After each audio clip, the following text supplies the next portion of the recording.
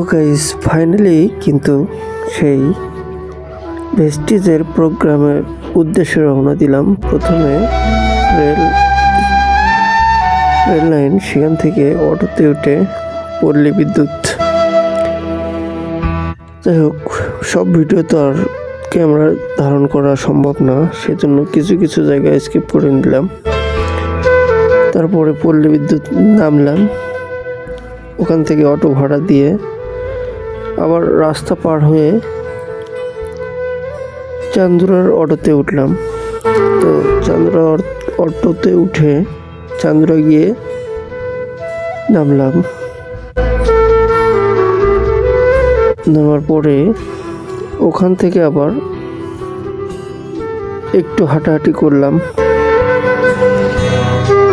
তো হাঁটাহাঁটি করার পরে ফ্লাইওভার দিয়ে রাস্তা পার হলাম।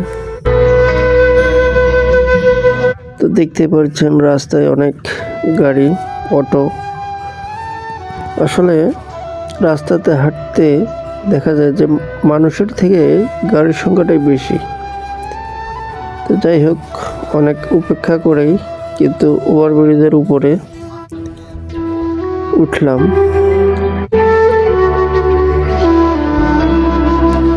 উপর থেকে ভিডিও করলাম একটু, আসলে সিনারিটা অনেক সুন্দর লাগলো এই জন্য।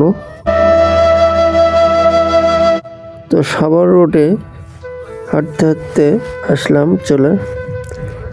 ফ্লাইওভার থেকে নামে অনেকক্ষণ গাড়ির জন্য ঘোরাঘুরি। তো আজকে একটু বন্ধ সবারই মোটামুটি 16ই ডিসেম্বরে, এই জন্য সব অফিস কারখানা সব বন্ধ।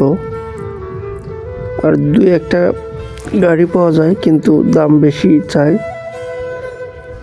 শেষমেশ কিন্তু একটা কমের মধ্যে পেলাম আর কি, 20 টাকা আশুলিয়া যাওয়ার জন্য। দেখেন কি অবস্থা, গাড়ির ভিতরে কিন্তু জায়গা নাই, সিট নাই, সবাই দাঁড়িয়ে দাঁড়িয়ে আছে। মোটামুটি তাও 10 থেকে 15 মিনিট লাগলো গাড়িতে। জ্যাম যেগুলো, এগুলো কিন্তু ক্যামেরায় ধারণ করিনি, শুধু ফাঁকা রাস্তাটাই করছি। আর জ্যামের মধ্যে মনে হয় সম্ভবত 15 থেকে 20 মিনিট ছিলাম। তো শেষমেশ নামলাম এখানে, আবার এখান থেকে অটোতে উঠে যেতে হবে। রাস্তাটা মোটামুটি এত খারাপ। উঠলাম 8 জন। তো অনেকক্ষণ পর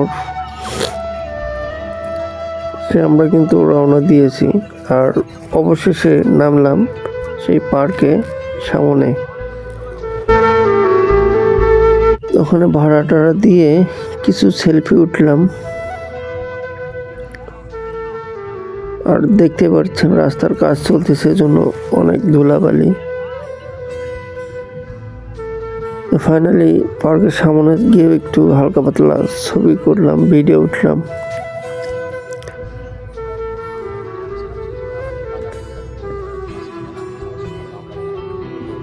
একটু ঘোরাফেরা করে, কিন্তু ভিতরে নেয়নি, পার্কের এক সাইডে রাস্তায়।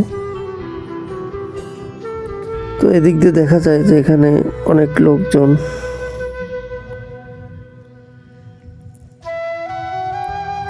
শেষমেশ আসলাম আমাদের ইন্ডিয়া থেকে আগত